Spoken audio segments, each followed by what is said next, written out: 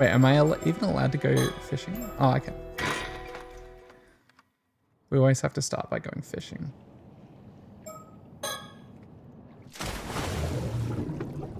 Clearly. How does this thing even work? Oh yeah. It's just clicking. Oh, can I have this?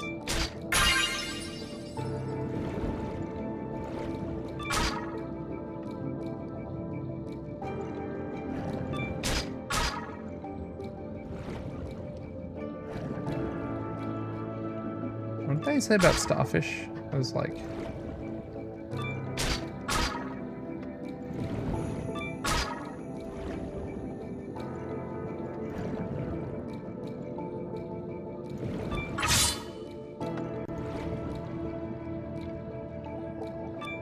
Something like...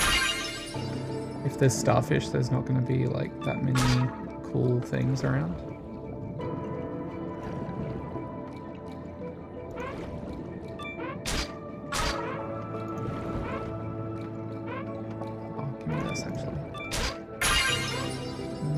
Do like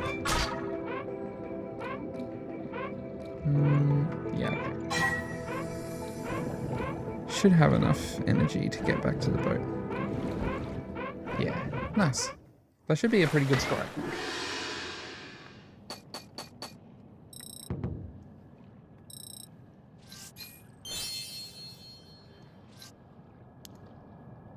Definitely not like the best score that I've had. Okay.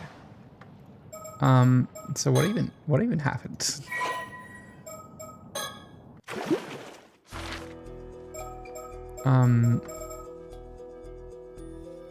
Whoa, you can zoom in on the screen. Insane. Since when? Okay.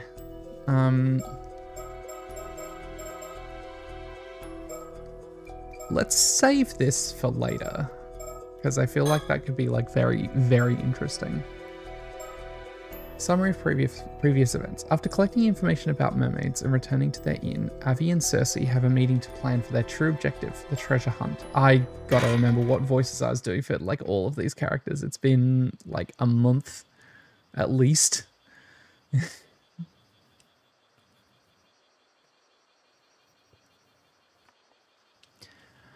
Now then, I believe it's time we discuss our strategy. Sure. What do you mean by strategy? It should be obvious. We must reflect on all we've learned if we want to move forward. Okay. Thinking. Seems to me she knows her fair share of both useful and useless facts. It's time we get down to business, though. I can look around. Yeah. This is the Murakumo Te. It's a small inn located in Toba. It's a laid-back inn that feels more like a private residence than a hotel thanks to the attentive staff. I could barely count all the different fresh fish we were served for dinner last night. I've not felt so full in a while.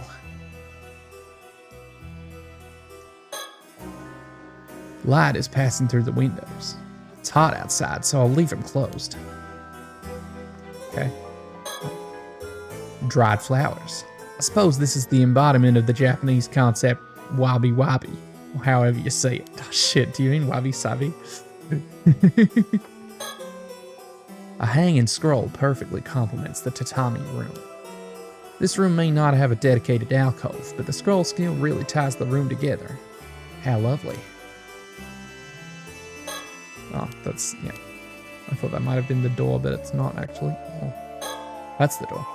The door to our room. Outside is a hallway with a restroom and wash basin for communal use. Guests place their shoes in the cubbies at the entrance and wear slippers while inside the inn. Sounds about right. This is a poster advertising the island of Kamishima. I'd love to pay a visit to a remote island like that. The name is intriguing too. Ah, Kami means turtle, doesn't it? I hate this guy's voice. Why did I do that? It may resemble an L-shaped dividing screen, but I think this is actually a towel rack. You're close. It's a small clothes rack. I see. So that's what it is. Yes. Normally it's used to hang kimonos, but this one's quite small, so I suppose it'd work well for towels and other small garments. You're quite knowledgeable. Extra lights for the room. A lot of attention was paid to creating a comfy atmosphere for the guests. Okay. I worried yesterday that Cersei might struggle to sleep on just a futon in a tatami room like this, but she looks well rested, so I suppose she's used to it. I, on the other hand, was too excited to get much sleep. Oh, is this the business card from the guy we met earlier?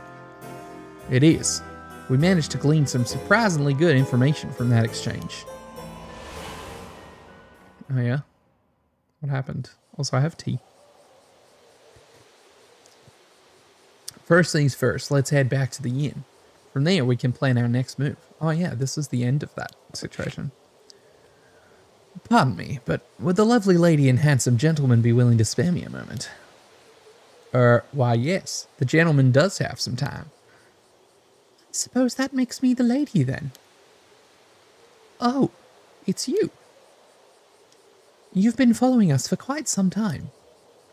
Huh? He has? For how long? Since the Issei Grand Shrine, I believe. Truly. Maybe you could try to keep me apprised of things like this in the future, Cersei. It appears I wasn't as stealthy as I thought. My apologies for the indiscretion. But you see, the two of you piqued my interest. Foreigners in Issei Bay searching for mermaids. Oh. God, you overheard everything? How embarrassing. Avi, hollering won't lessen the embarrassment. But how rude of me. I ought to introduce myself. I'm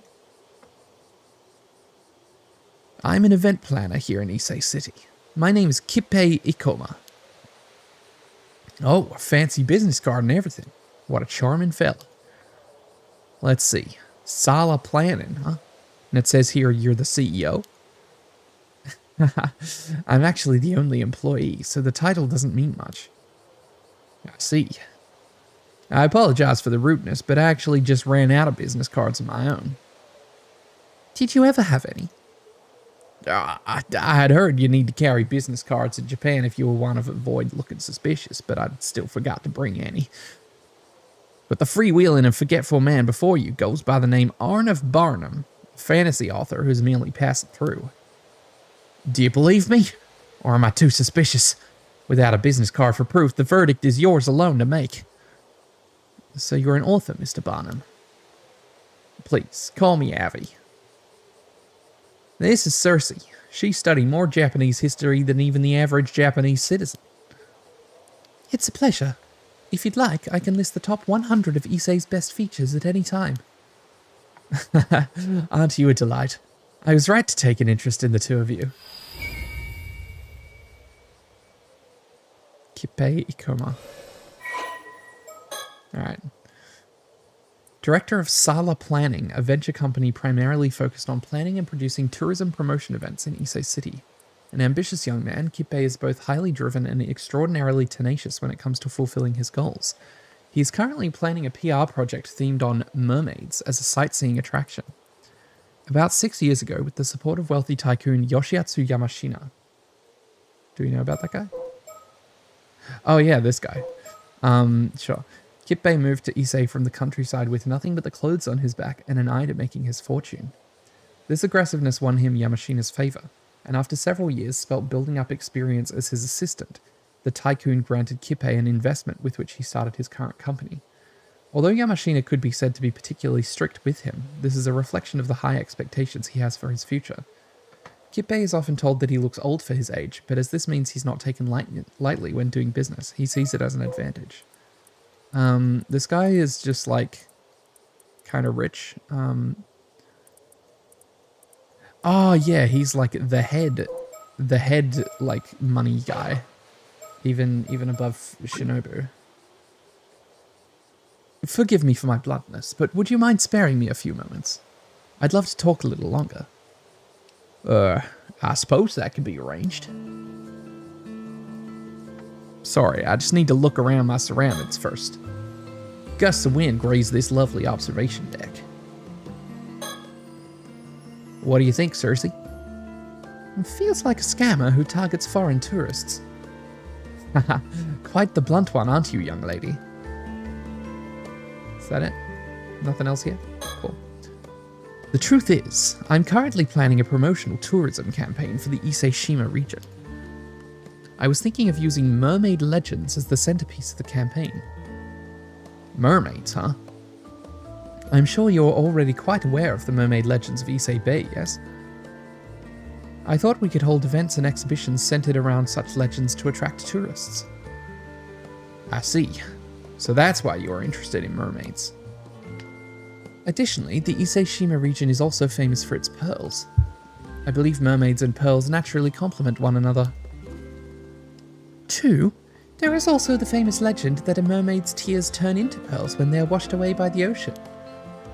Oh, such a story would do wonders for driving tourism to the area.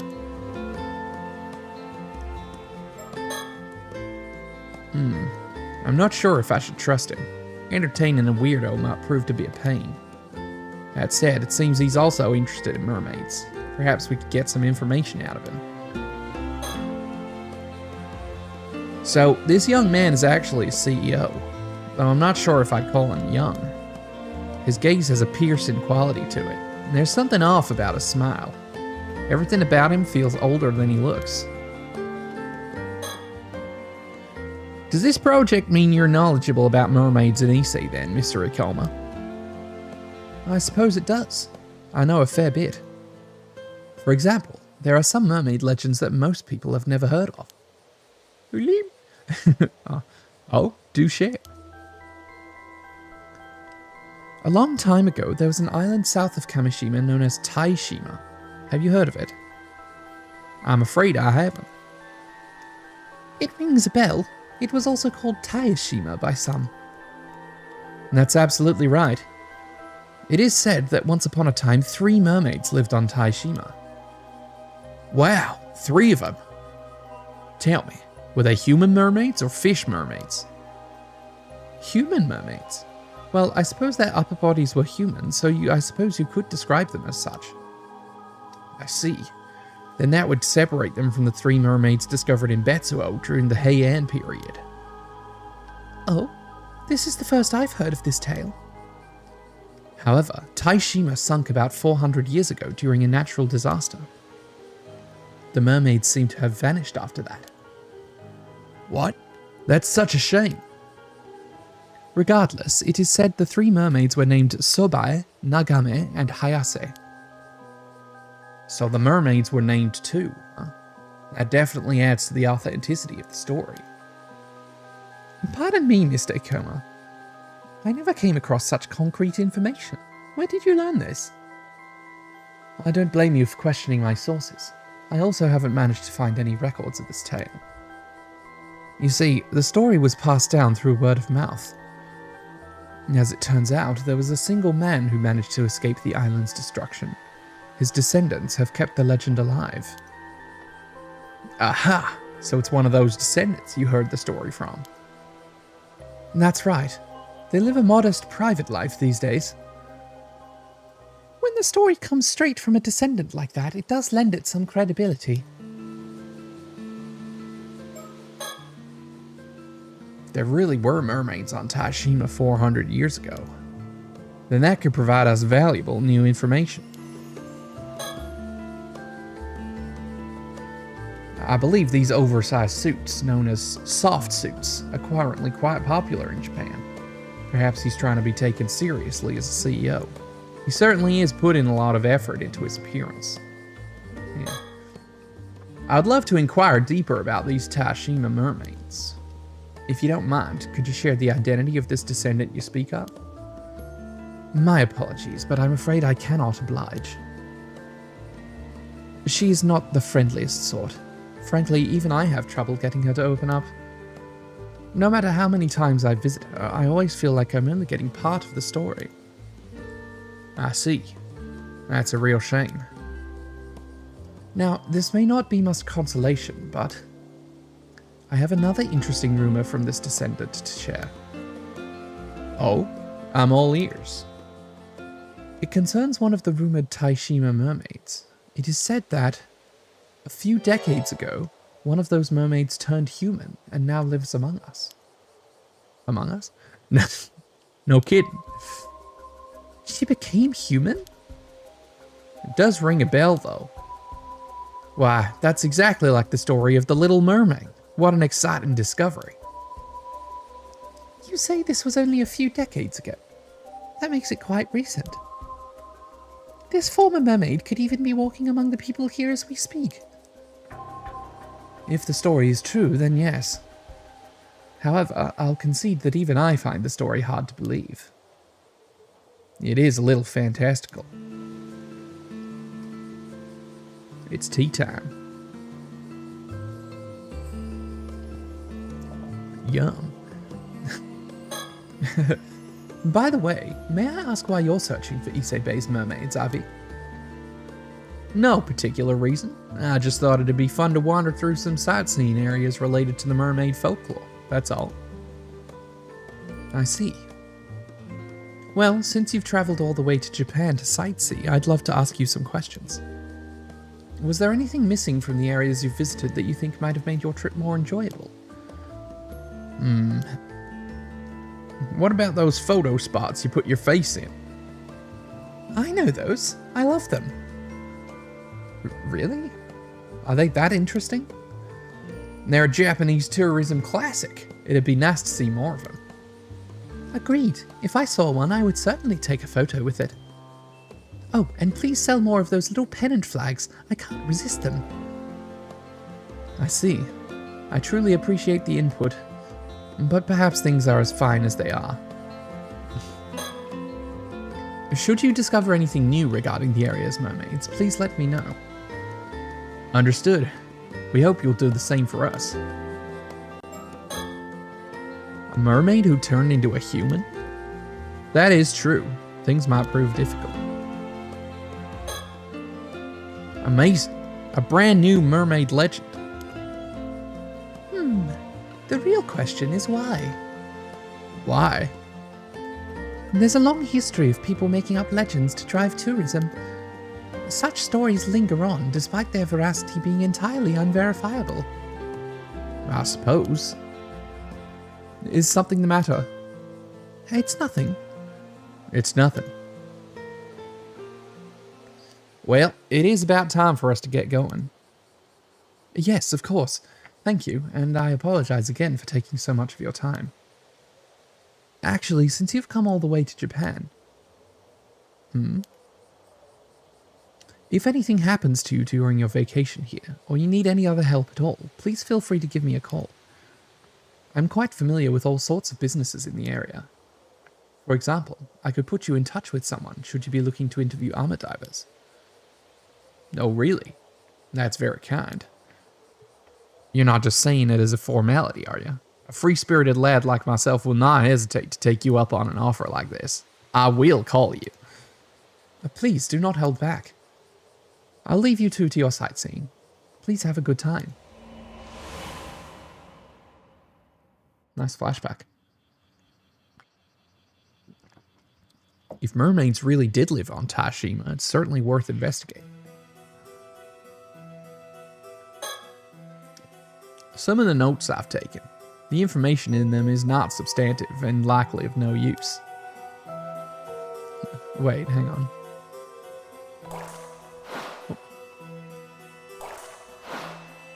Isn't there like a zoom in button?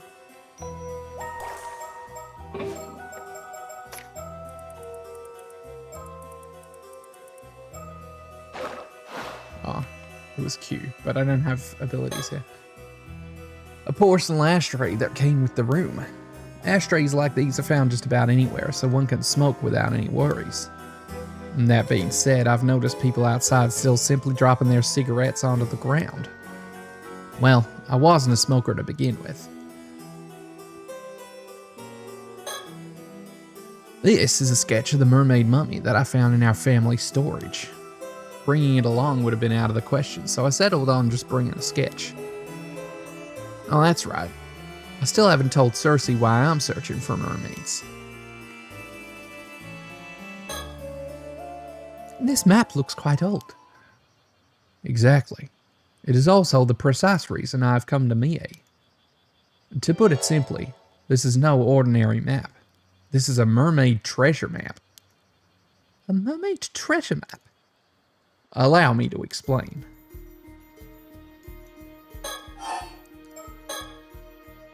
I found this map in the old family storage. It was left behind by my great-grandmother.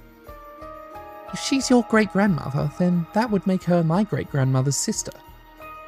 I heard she was exiled from the Lunalight family because of her eccentricities. That's correct.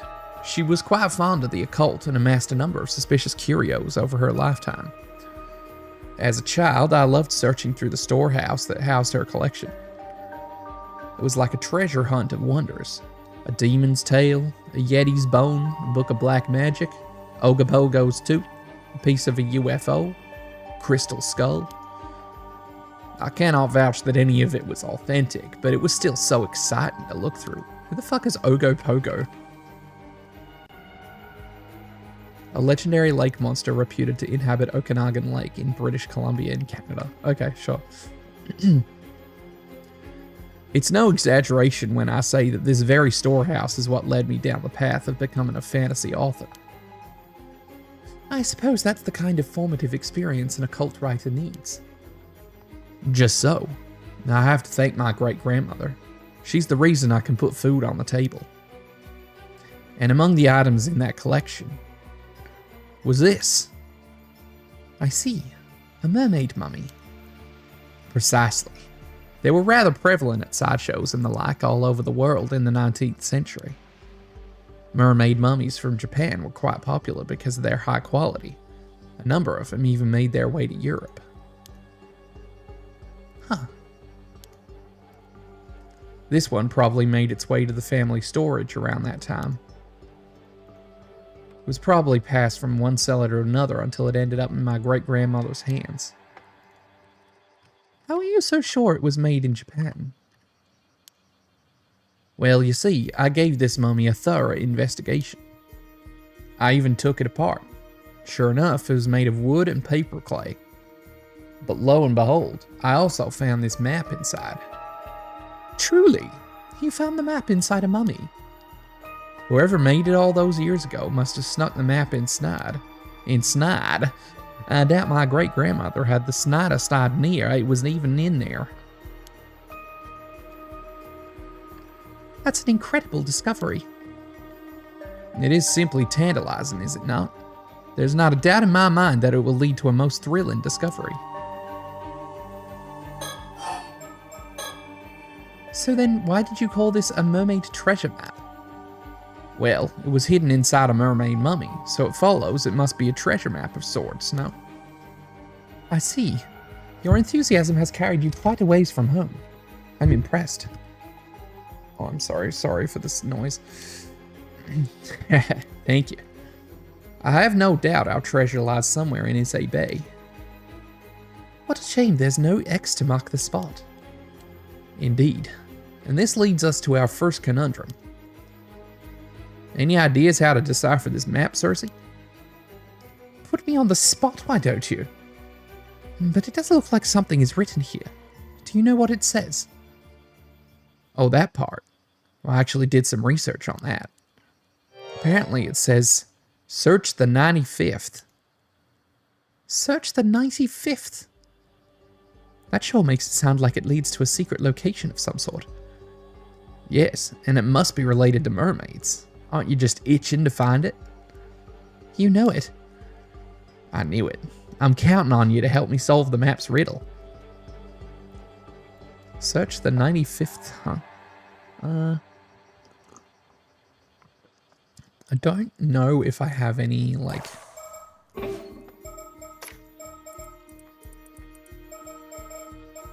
I don't know if I have any, like, info on, like...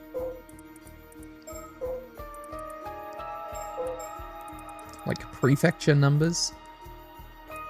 One of the 100 landscapes of Japan. Well, maybe. What's the 95th traditions? Like, none of these have...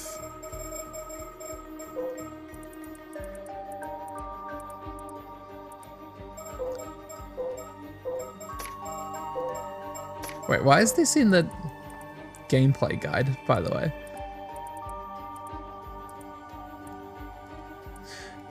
Wait, hang on. Hello? Why did I just find this now? That's so interesting.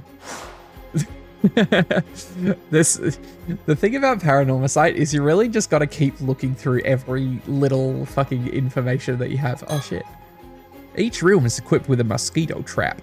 They tend to come in through the windows on hot days. It's a neat contraption. You just have to plug it in and place it, and it will kill any nearby mosquitoes. Traps like these are reliable, as well as easier and safer than the combustible type, so they've gotten quite popular. I wonder how it works. Anyway, oh wait, I just remembered. Let me turn the background music right down for this. You said you can douse, no?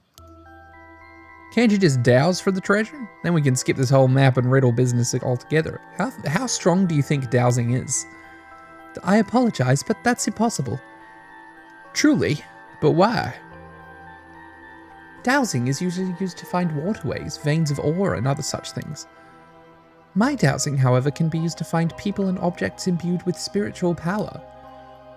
However, I must be familiar with the spiritual power that I'm looking for. I see. In other words, you wouldn't be able to find a treasure you've never seen or heard of. Yes. The distance from which I can detect the source also depends on how strong the spiritual power is.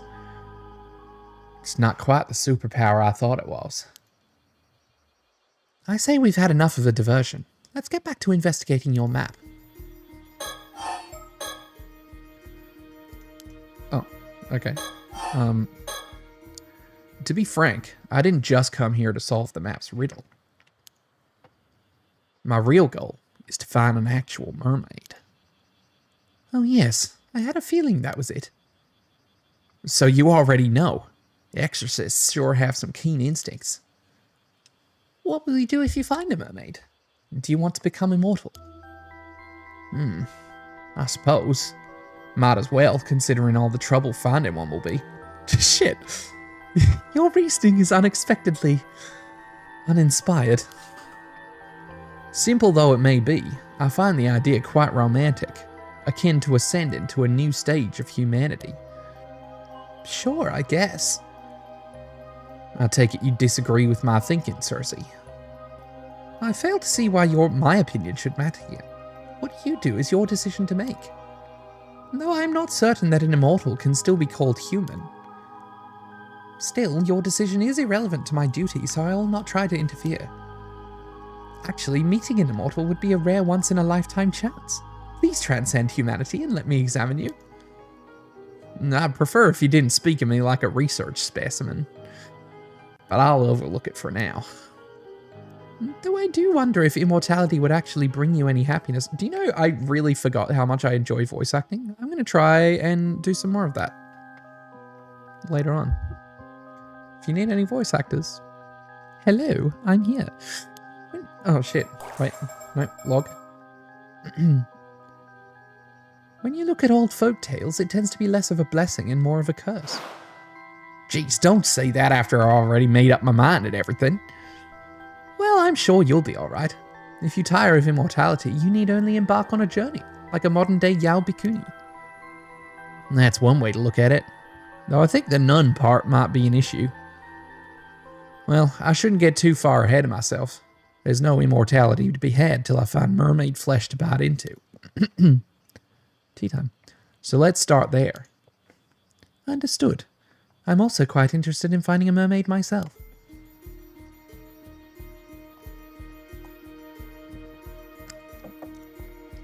It's going cold. Searching just for mermaid meat alone seems like a waste. Agreed. The best way to go about this would be to find a living human mermaid. And I have no doubt that this map will lead us to a place that's related to mermaids and immortality. This is quite exciting. Now this is what I call a true adventure. No matter the era, there's nothing better than the quest for the unknown.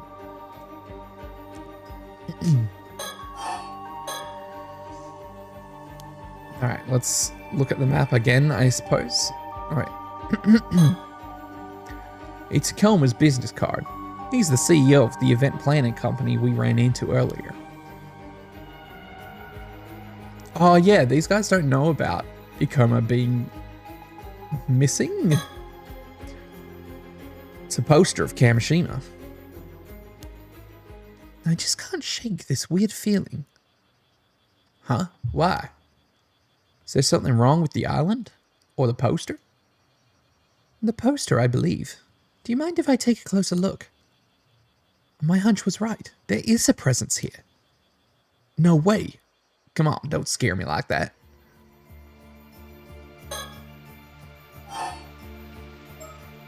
Oh? Oh? Ready?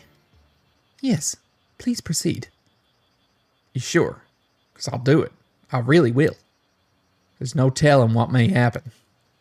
Quit stalling. Oh. Really? Shit.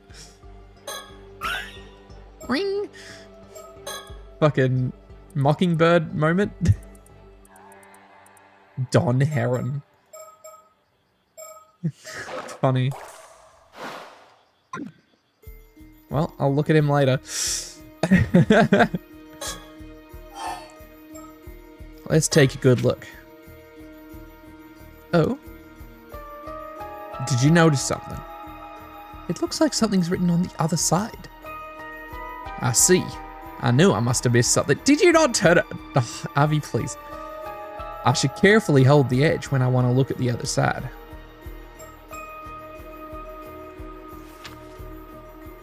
Oh. Take a close look at all the spots on the back of the map. Oh, those? I dismiss them as a bunch of stains. Do you really think that's all they are? Something about those spots feels familiar.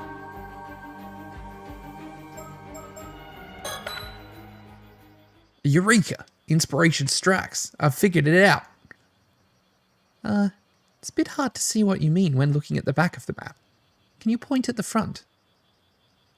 You make a fair point. I may be less inspiration struck than I first assumed. I'll have to think on this a bit more.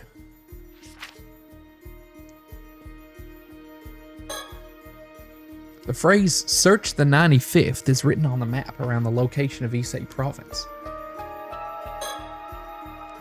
Cersei, do you recognize the symbol on the lower right? I think I have to build up some evidence here. It appears quite similar to Sanskrit. However, I don't recall a character quite like this one. It may be a mark unique to the cartographer, like a signature. If that's the case, then it's irrelevant to our investigation. I agree, though my opinion will change should we come across the symbol elsewhere. It's a map of Ise Bay. Judging from its condition, it is quite old. If I were to guess, I would say it's over 100 years old. No, perhaps even more than 200 years old. I wonder how old it really is. Look closer. Isn't that Taishima? You're right. It depicts an island to the south of Kamishima. It's safe to assume this map was made before Tashima sank then? And that makes it over 400 years old, and made during the Sengoku period. Incredible.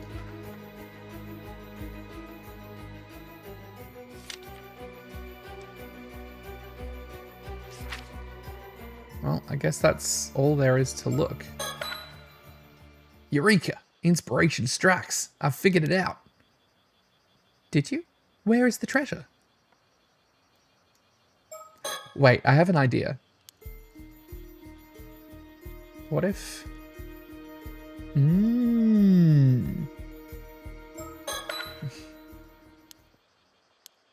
Where is the treasure? Seek the 95th. I have no doubts left. It is here. Behold. Oh, and what makes you say so? Oh god, I actually have to... Ah. Seriously, I can't imagine that's actually... Ah. Oh no, I can... It's so exploitable. Alright, hang on. This is the game. I have to actually look for... I have to actually look for clues in the shit that I know. Can I see the 100? The 100. Okay, firstly, I'm skimming for like number 95.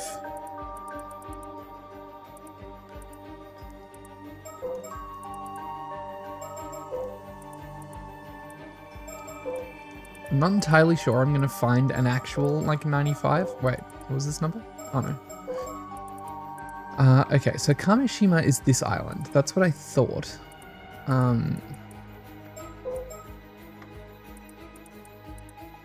Kanteki Sho, Kamishima Lighthouse, Kamishimaru. Southern Sea Disaster.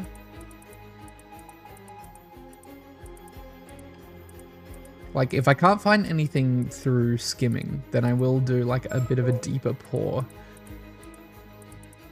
into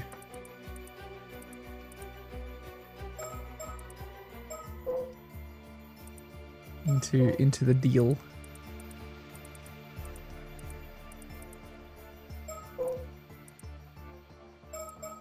Toba seabed skeletons. Why is this also in the gameplay guide, by the way? Oh, the summer triangle. Wait. Oh, wait.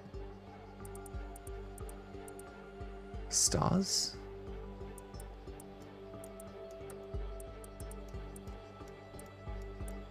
Oh, shit. Wait, hang on.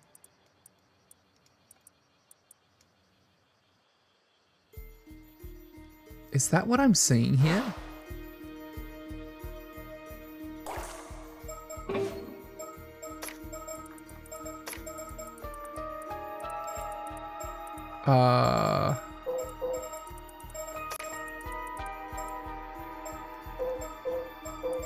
The summer triangle.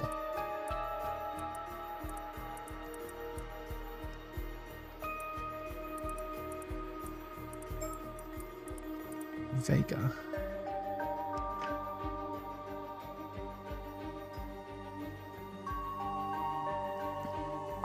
Do I have to...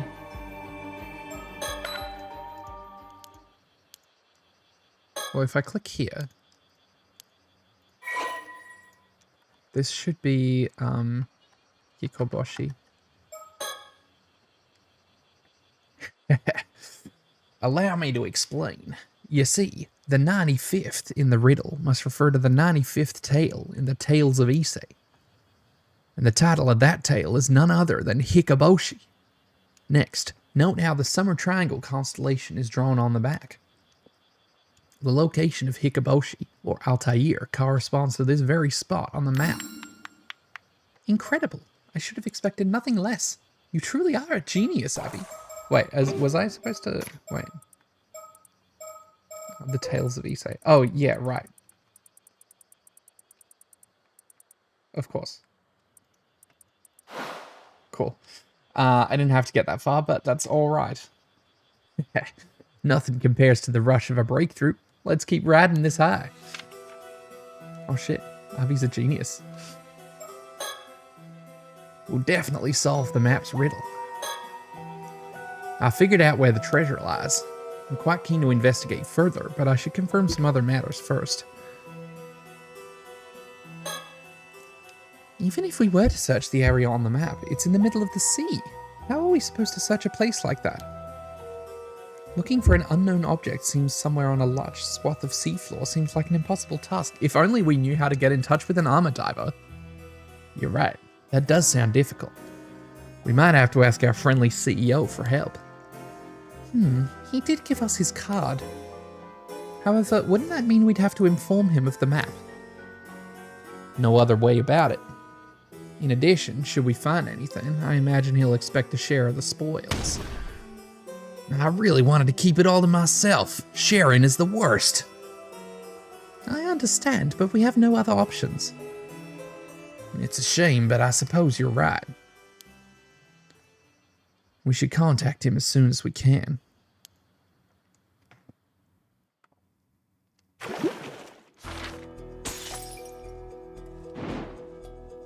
Oh, more treasure hunt. But first, Mockingbird number 3, Grey Heron, Dawn Heron. The maverick leader of the tight-knit delinquent crew Rebels Roost. Temperamental by nature. Temperamental by nature, he often flares the impressive crest on his head to intimidate intruders on his turf. Although long-term rivals with the Ocean Outlaws hooligan gang, in recent days he's also found his feathers ruffled by the increasingly bold antics of Blue's brutal beaks, pushing his patience to the limits. Thank you. Thank you, Don Heron. So here's the thing, right? The last thing we found from Sato, she got stabbed and was fine. Like, that's what I remember from there. Anyway, we're gonna keep that for later.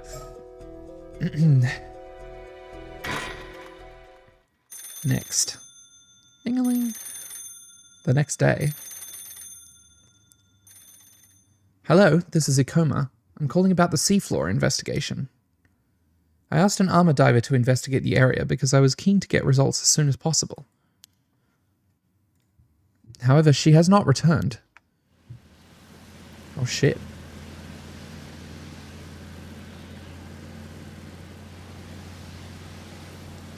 Which is why we're headed out there ourselves to assess the situation. With nothing else to do after all. So he asked an armor diver to investigate the seafloor in the area. I guess in a place like this, it'd be faster to hire an armor than a regular diver. Even in this age, you can still get some armors to do contracted dives, huh? It appears she was contracted to investigate for about an hour, at which point she was to return, even if empty-handed. I suppose the intent was just for her to survey the area to start with. However, several hours passed with no word from the diver.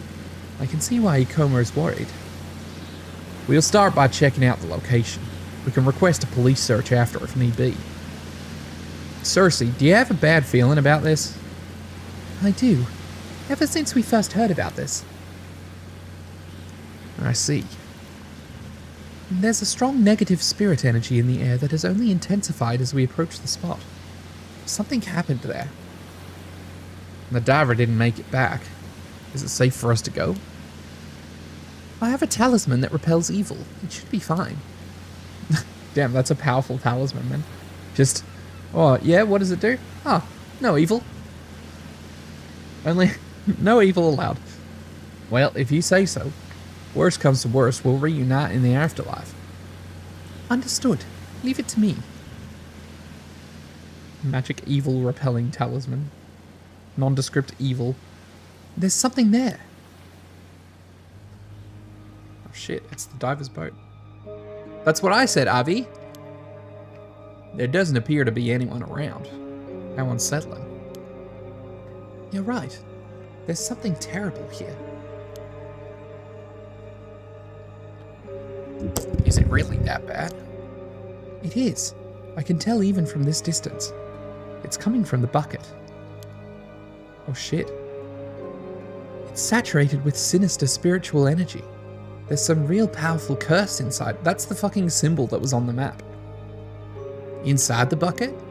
Does that mean the armored diver found something on the seafloor and brought it up to the surface? And perhaps succumbed to the curse while trying to get it out? Yes, unfortunately. As we cannot say for certain what misfortune this curse may call forth, I need you to remain cautious. Can you dispel curses, Cersei? It depends on the curse itself, but I believe I may be able to handle one of this caliber. That's a relief. Is it really safe for us to approach the boat, though? Yes, it's fine. For me, at least. Understood. If anything happens to me, then, I'll leave the rest to you.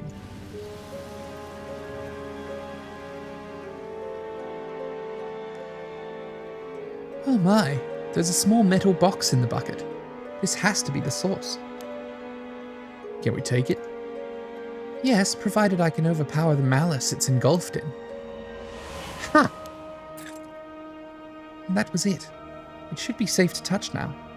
I'll leave that part to you. No problem. It's pretty heavy. What do you think this box is, exactly? It appears to be quite old. It likely dates back to the same time period as your map. Here, take a look at the symbol on the top of the box. Do you recognize it from anywhere? Oh, this is that strange symbol we saw on the map. It's thus fair to say that the map was leading us toward this exact box.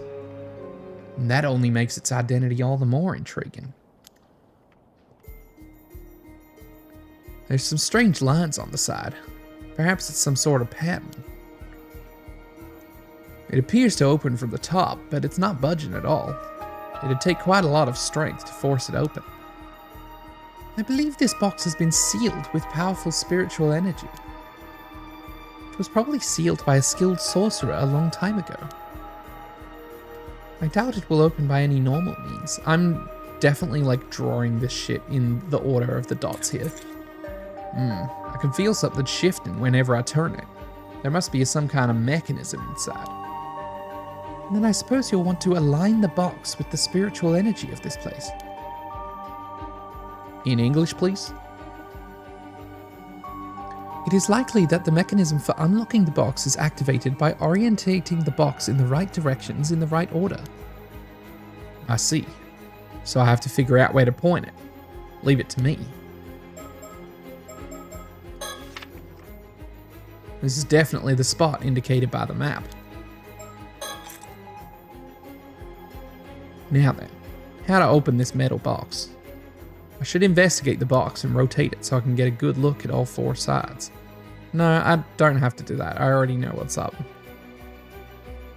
Firstly, oh, I felt something move inside the box. I must be on the right track. Nice, keep at it.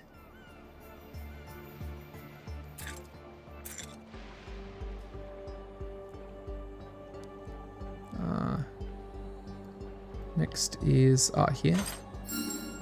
All right, I'm on fire. That's 2.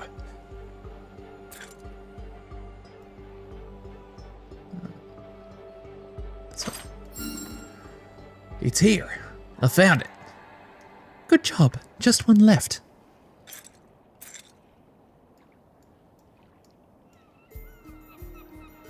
Oh, yeah. Yes, it's open. Congratulations. What's inside?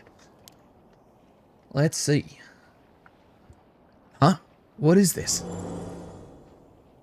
Some kind of small wooden carving? Oh shit, it's a curse stone? Oh? Curse of the Forsaken Fish. Oh shit. Oh shit. Whoa, something came out. Yaks, what is this? Make it stop. A deep and painful, resentful memory has invaded my mind.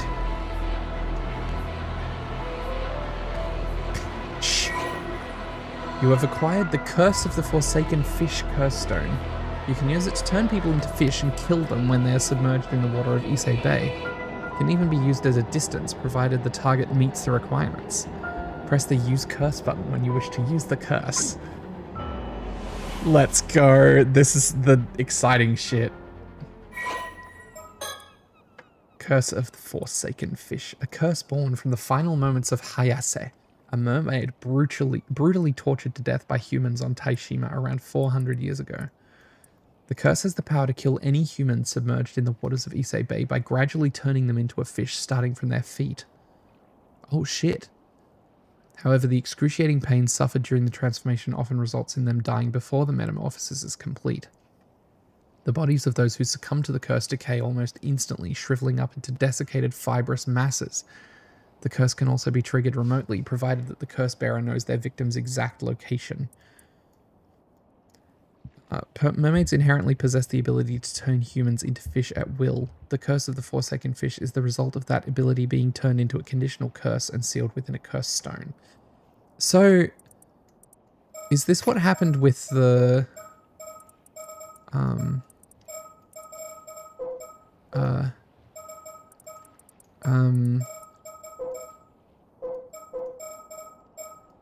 is this what happened with the dealie? Like this? Because aren't the,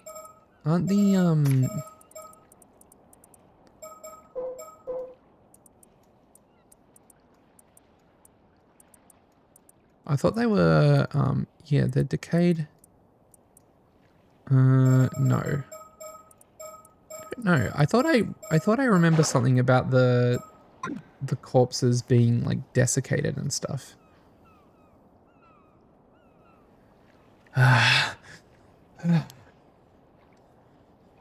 What the hell was that? I'm not certain. But I believe we may have just acquired a cursed tool known as a curse stone. However, they are rarely possessed by such powerful curse echoes. How lucky. If you truly are congratulating me, then I'll happily celebrate with you. But can I ask you something first? Of course. Am I cursed? Am I gonna die? I wouldn't say you are cursed per se. There was a similar case in Tokyo last year. Hold on for a minute. I can't think straight. This is far too overwhelming. An incredible amount of information flooded my mind just now. I need a moment to settle before I can take in anything else.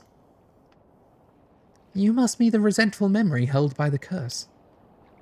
It's a phenomenon wherein the events leading up to the curse forming are passed on to the curse bearer so that its grudge will spread. Oh, and curse bearer refers to someone who is haunted by a curse echo and thus able to use the curse. Stop! I already told you I can't take any new information. You're doing this on purpose, aren't you? Curse echoes are the visual manifestations of curses. These manifestations are fundamentally related to the origin of the curse, but they do not always take the same shape, sometimes appearing in a more abstract or disfigured form instead. Unlike spirits, they are manifested illusions and as such have no consciousness of their own. A person afflicted by the curse that has a curse echo is called a curse bearer. Even among curses, a curse that contains a curse echo should be considered very powerful in and of itself. Curse. Ordinarily, those with no spirit sense would not be able to perceive a curse echo, but such individuals who become curse bearers by coming into possession of a curse stone or some other means can see other curse echoes. Curse stone is a type of curse tool that allows even people without any spirit sense to wield curses. As long as the tool meets the above criteria, items of any shape or size may be referred to as curse stones. Many curse stones have conditions that must be fulfilled to use them, often based on the spiritual power and characteristics of the curse itself. If a curse stone has low spiritual power, it may only be possible to use it under specific circumstances, such as when under the influence of the Feast of Shadows, a spell that heightens the potency of certain types of spiritual energy. I think I just learned why Taishima sunk 400 years ago. Let me sort out all that first. Really? Tell me. Yeah, give me a minute.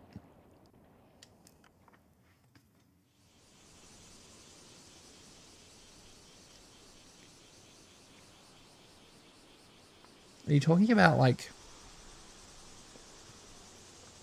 you understand the curse of the raging waves or something. And thank you for investigating the situation for me.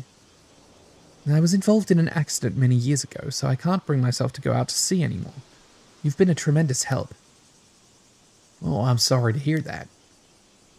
We actually got our hands on something quite valuable, so we owe you thanks as well. That's great. I'd love to hear more about what you discovered, if you don't mind. Of course. Would I just tell him? We're currently at the mouth of Camo River. There's a residential area further upstream. It seems Mr. Ikoma had just arrived in Toba, so we managed to meet up without any problems.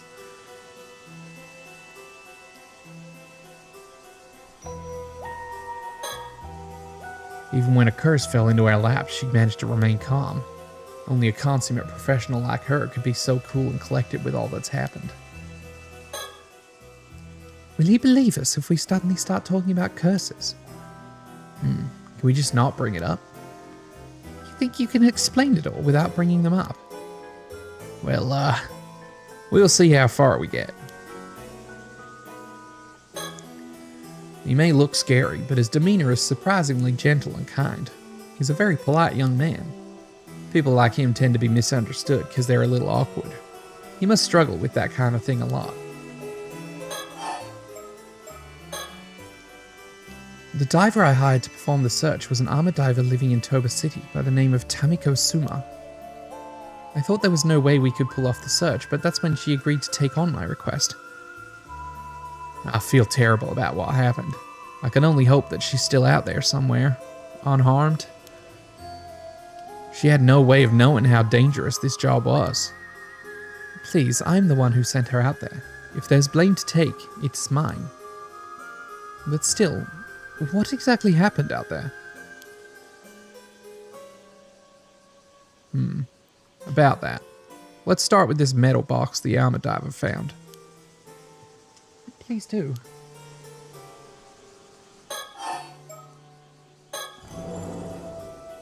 So basically, this is the wooden carving we found inside the box. I see. So your map indicated the location of this wooden carving. We believe so. The question is why? Why go all the way to not just hide it, but to conceal the map in a mermaid mummy? How very intriguing. I suppose a carving like that would have had some value back in the day, but to go through all the effort to preserve it like this.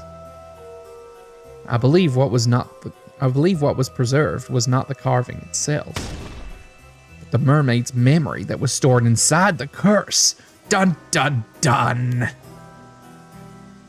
curse? Dun dun what now? That's right. In other words, the one who made that box entrusted it with a message, and we are the recipients. Please calm down, I'm feeling quite lost. I know you're quite excited, but I think we have no choice but to start explaining the curse. That's right, it's curse chit-chat time. You may be a bit too rational to believe what I'm about to tell you, Mr. Ikoma. Even so, I ask that you try your best. Huh? If you're ready to hear it, I'm ready to say it. Come, give me your answer in the next 3 seconds. 3. I'm prepared. Please, tell me. Damn. I see. So the Taishima mermaid known as Hayase was killed by raiders. The hatred she left behind became a curse that entered this wooden carving. You, Avi, then inherited her curse in addition to information from 400 years ago in the form of a resentful memory. You absorbed all of that quite efficiently. I'm impressed. And this is actually not the first time I've heard of what can happen if one touches a cursed stone. Oh? Yes, but let's save that conversation for later. More importantly, you know what actually went down on Taishima 400 years ago. That's right. I know the truth. All of it. What happened, what didn't, I know it. You seem a bit frazzled. Do you need more time to collect your thoughts? There's no need to worry. I am prepared, but it will take some time to explain.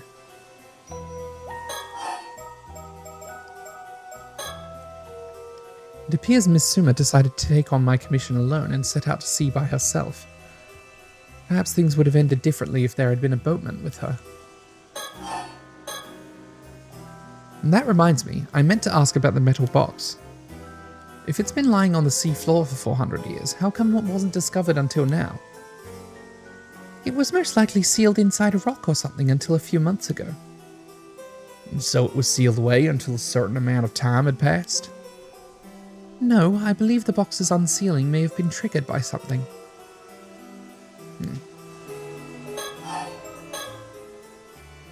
It's time to reveal what truly happened 400 years ago to Taishima and the mermaids. Please, do tell.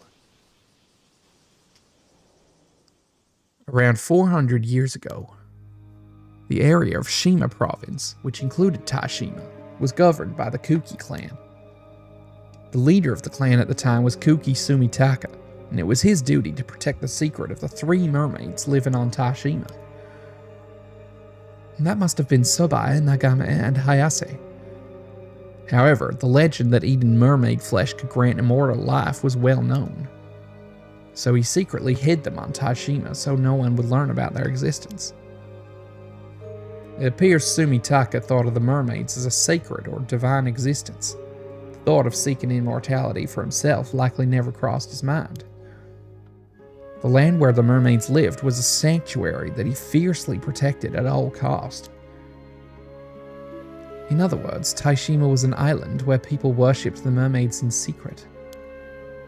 Indeed, it meant the people living on the island were not simple commoners, but guards tasked with protecting the sanctuary and its mermaids. Sumitaka was so dedicated to keeping the mermaids secret that he kept the existence of Taishima out of historical records. The public believed the island was entirely uninhabited. I see. By keeping its existence hidden, he was able to keep the mermaids safe. However, a vassal of Sumitaka's uncle Yoshitaka learned about the mermaids on Taishima.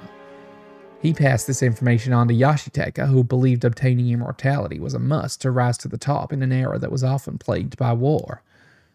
He commanded his vassal to lead his army to Taishima and do whatever he had to return with the flesh of a mermaid.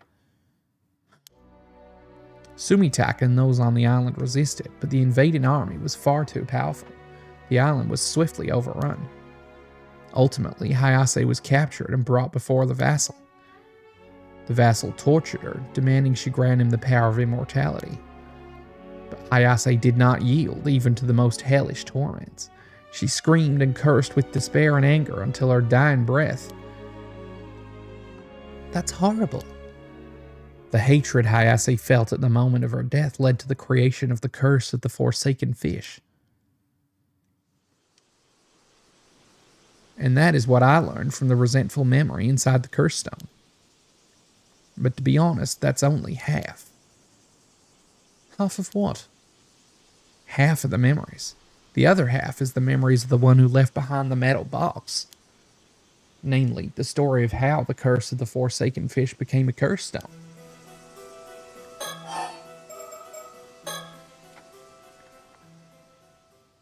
Having failed to obtain immortality, the vassal flew into a rage. He had all inhabitants of Taishima slaughtered as revenge for keeping the secret. This guy was the worst. Finally, he continued his advance into the sanctuary the islanders had protected down to the last man. There, he destroyed its shrine. What irony that he came so close to the secret he'd been so desperate to find. Are you saying that the other 2 mermaids were still in the sanctuary? No, they had already fled Taishima. Actually, there were 2 other survivors. Sumitaka's adopted daughter, Princess Hatsune, also escaped the chaos of the invasion unscathed. There was one other islander who managed to survive as well, taking with him the treasure the mermaids had protected. The mermaid's treasure. This may shed some light on the descendant you spoke of earlier. Of course, she must be a descendant of the man that escaped that day. We now know she was correct when she spoke of 3 mermaids living on Taishima. So we do. Putting descendants aside for now, let's return to 400 years ago. The vassal's invasion and destruction of the sanctuary was like a trigger. As a reaction to the sanctuary's fate and their own ill-deserved deaths, The sorrow and hatred of the islanders swirled together and formed into the curse of the raging waves, a natural disaster that shook the heavens when it descended upon Taishima. The curse bombarded Taishima with violent winds, earthquakes, and thunder. And then, in a final act to protect Taishima's lost sanctuary, they sank it into the sea to destroy all evidence of it ever existing. They destroyed it. The small island of Taishima sunk swiftly under the waves. The vassal and all of his men were, of course, all killed thanks to the curse. But one problem remained. That wasn't the end of it.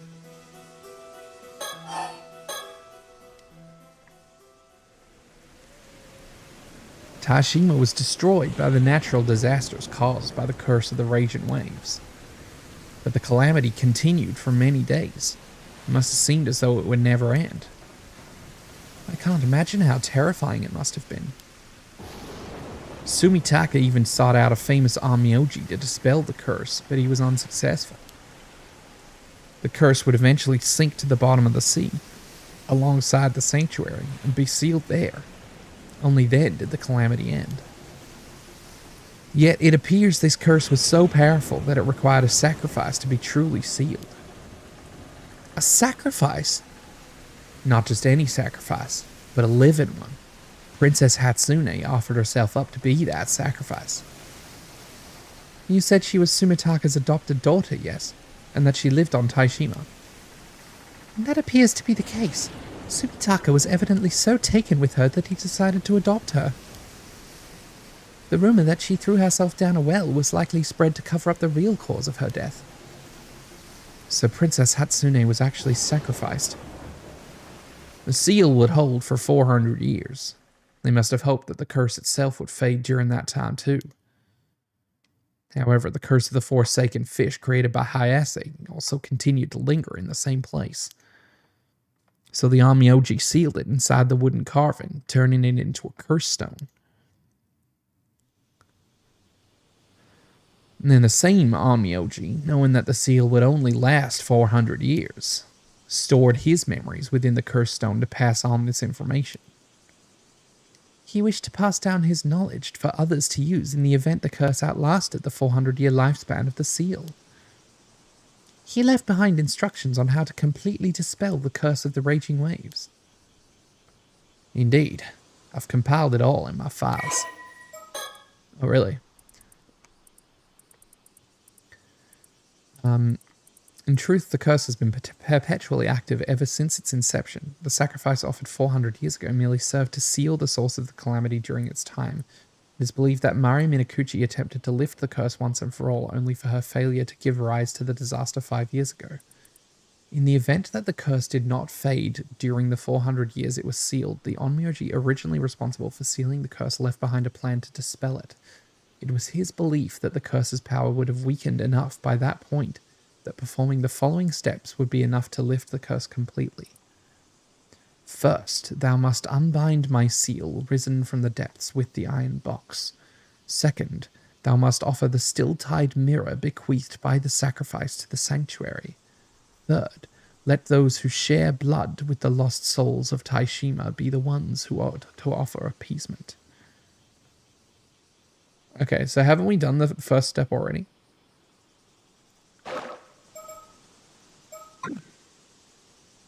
Huh. So that's what happened. And that wraps it up. I got all that info beamed into my brain in a flash, and yet I still managed to present it as an enticing narrative, eh? How amazing was that? You're utterly astounding. Wow. Incredible. Around 400 years ago, during the Sengoku period, Oda Nobunaga was assassinated at Honnoji Temple. Kuki Yoshitaka, commander of the Kuki Navy, had steadily been gaining influence within the clan, but he now found himself at a crossroads in an era still racked by the turmoil of war. Oh, is this just the whole story that we just talked about? Yep.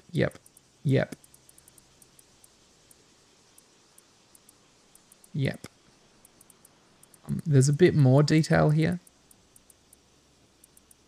Somekawa. Wait.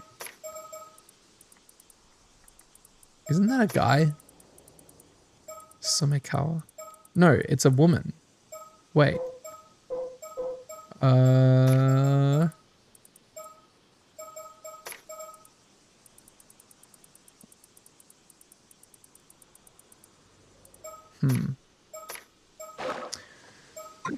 Somekawa. That random woman that, like, appeared and disappeared, right? I compiled all the details of the story in these files, so feel free to go over it at your own pace. Oh, thank you. After Miss Suma found the metal box, you mean to tell me she's died? It is likely. If we consider that the curse of the Forsaken Fish had completely saturated the metal box, it is likely already too late for her. How horrible. Since she likely turned into a fish and died soon after, there is a high chance her transformed body will wash up on shore soon.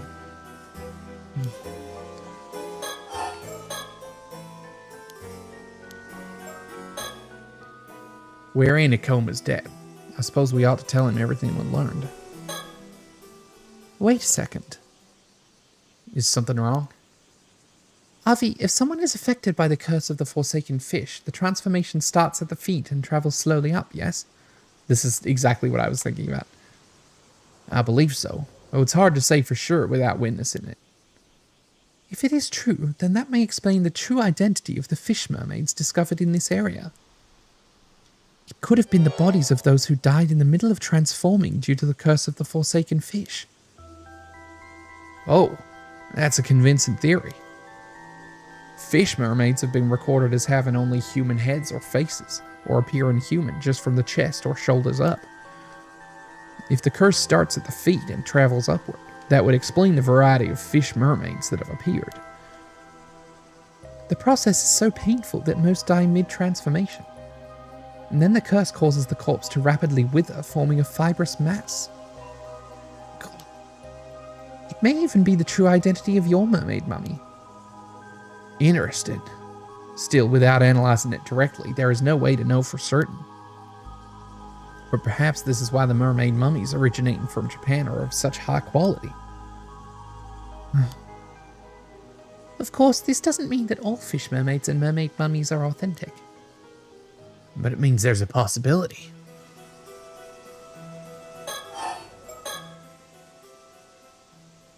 Actually, I just remembered there were 2 points from your tale I wanted to discuss about the events 400 years ago. My first point concerns a vassal who tortured the mermaid in an attempt to obtain immortality. If all he needed was the mermaid's flesh, what necessity would there be in torturing her? Well, that's true. It could mean that the vassal ate the mermaid's flesh but did not become immortal. So he tortured her to figure out why. As for the second observation, I have a theory about the area you described as the sanctuary. Could it possibly be referring to an entrance to Ryugu? Ryugu? It is sometimes also referred to as the eternal world, or the world beyond. In some legends, mermaids are priestesses who serve the ruler of Ryugu, the god of the sea. I see. If the sanctuary was actually an entrance to Ryugu, then that could mean that the mermaids were not living on Taishima, but merely traveling there from Ryugu. Yes, I believe that to be the case. It would also explain why the destruction of this sanctuary would inspire the fury of the god of the sea. To be honest, it's difficult to believe that the grudges of the inhabitants of Taishima would be enough to explain what happened. How could they possibly engender a curse powerful enough to sink an island and linger for more than 400 years? However, it's quite easy to believe that a curse from Ryugu could maintain such power. That also explains the necessity of a live-in sacrifice. Of course, one would be required to seal an entrance to Ryugu. But if the entrance to Ryugu was sealed, what became of the 2 mermaids that fled Taishima? I doubt Soba and Nagame managed to return to Ryugu. I believe they have been living here in the human world for the past 400 years, waiting for the seal to be lifted. They just hid somewhere away from human eyes. If that's true, then they've been successfully hiding for over 400 years. Of course, if they were to hide themselves at the bottom of the sea, it'd be practically impossible to find them. It is also possible that they've been wandering the globe rather than lingering in one place. That could explain all the mermaid sightings around the world. They could all be these same two. Well, this discussion of hiding made me realize something. What is it? Do you recall the story Mr. Ikoma who told us yesterday? Of the mermaid who became human? Are you suggesting she decided to join human society because she could not return to Ryugu? It's a possibility we should consider. But that occurred only a few decades ago. Why would she decide to become human just before the seal was released? Perhaps her circumstances changed. We can only speculate on the motivations of someone who's lived for centuries. It is possible she did not feel compelled, but decided to become human out of her own desire. Could she have met someone she wanted to live a mortal life with? Like in The Little Mermaid? That is certainly possible, and quite romantic too. I'll have to write this down. It could make a solid novel. Oh, I've just realized something. What is it? You heard about this mermaid from the descendant of the Taishima survivor, yes? That's correct. I feel it's only right that they are informed of the things we learned. We'd love to talk to her. We're quite curious about this mermaid treasure, too. Must have been passed down to them through the generations. I understand. I'll probably drop by her place later anyway, since I also have to handle the matter with Ms. Suma. I'll discuss it with her then. Thanks, that'd be great. And that said, in return, I have a favor to ask of you. Go ahead. We'll do whatever we can. You said that seal over the entrance to the Ryugu has been lifted. Is that correct? Yes, it has most likely been gone for several months now. Huh? Really? A horrible curse has been swirling around the area where Taishima used to be. It's possible that curse is the curse of the raging waves, and it surged up from Ryugu once more now that the seal has been lifted. The fact we were able to open the metal box is proof enough that the seal has faded. That'd mean the entrance to Ryugu is now open. Well, the situation is quite unstable now, what with the curse of the raging waves seeping in through the entrance. At any rate, what did you want us to do? There is an island called Kamishima that is located quite close to where Taishima once was. There is something I would like you to do for me there. This request does in fact have some relation to our current conversation. Oh? Oh, true, and that's why they were there originally. Now then, Avi. We decided to tell Ikoma everything, but I know there is some information you kept from him. Oh, did I? Yes, something from the mermaid's memories. The real way to obtain immortality. That's right. I see no reason to inform him about it. After all, no matter what he may say about tourist attractions, this guy is also after immortality. I saw him straighten up when you talked about the mermaid being tortured because her captor required more than just her flesh for immortality. Are you sure? I thought his goal, if he even had one, was to quell the curse of the raging waves. Perhaps there's that too. He even asked us to go to Kamishima and find the still-tied mirror in his stead. You did mention lifting the curse required the mirror as well as the help of the Taishima descendant, right? There was also something about lifting a seal first, but I don't know what that part's all about. Well, I see no harm in quelling the curse, so I say we continue to cooperate for now. Agreed. Though I do wish we did not have to approach Kamishima at all. The evil atmosphere is nauseating. However, we must consider the possibility that Ikoma actually has his eyes set on the mermaids in Ryugu. It's possible he may be searching for mermaids like us. I suppose that discussion can wait for later. First, we must find the treasure that the survivor managed to slip out of Taishima. You mean the treasure required in addition to mermaid flesh when attempting to gain immortality? Yes. It's a treasure known as the Tamate Bako. Mermaid flesh has to be put inside and purified by it to have any effect. So provided one has both the flesh of a human mermaid and a Tamate Bako, then immortality is indeed attainable. Boom! A box, often referred to as a relic, used by the mermaids who once lived near Taishima. A similar box also made its appearance in the Tale of Urashima Taro as the box gifted to the eponymous protagonist by Otohime, leading to its name becoming widely known. The box is filled with a spiritual energy similar in nature to that which fills Ryugu, the mermaid's original home. Objects placed within it may thus be kept in the same state that they would be within Ryugu. It is said that the mermaids used the box to bring objects from Ryugu with them that they would otherwise have been unable to transport to the material world, but it also has the secondary effect of returning mermaid flesh, normally only able to exist in a transient state in the material world, to the state it would be in Ryugu, thereby restoring its ability to grant immortality. Oh. Interesting. A Tamate Bako. Tamate Bako. If we could meet with the Taishima descendant, they could probably provide us with information on the Tamate Bako. I concur. If we could get our hands on the Tamate Bako, we wouldn't have to worry about Ikoma. However, it's likely he's wary of us and will keep us from meeting the descendant. At the very least, we know he's cautious enough to keep her name secret. Well, that's why I asked him to hand her our little souvenir. Ah, what was that all about anyway? You sure we're not going to need that iron box? I doubt we'll need it to begin. Plus, you can think of it as a backup plan. Huh. Regardless of what happens, we'll be able to meet with the descendant tomorrow. Let's get our hands on that mermaid treasure. Time to find a Tamate Bako. Okay. But maybe we'll do that next time. Oh shit, there's more of this story? Real. Okay. Cool. We have more. But that will be more for next time, I think. Thanks for coming, everyone.